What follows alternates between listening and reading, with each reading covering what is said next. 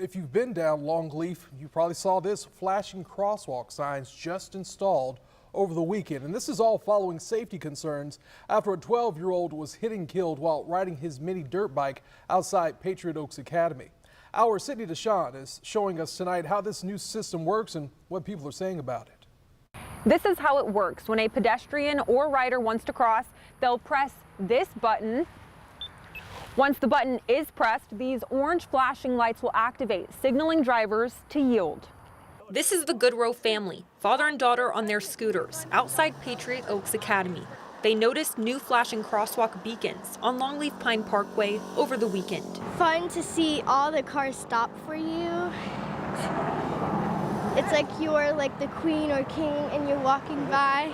And they say it's already making crossing this busy road a lot more comfortable. That's great.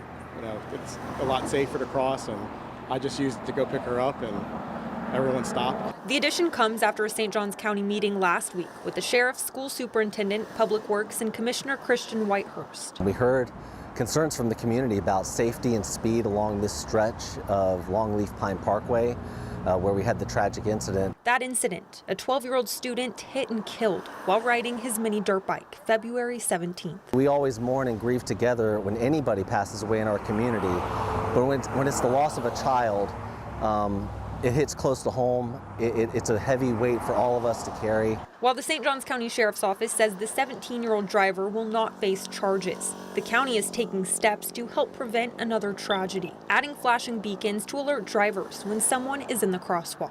Drive like it's your children's lives that are on the line. Whitehurst says the lights are meant to get drivers' attention, but pedestrians still have to make sure cars are stopping before they step out. We want them to make eye contact with the driver, to make sure that the driver sees the flashing beacon before they enter the roadway. This does not create a force field around a child or anybody else crossing in this crosswalk just because they hit the light.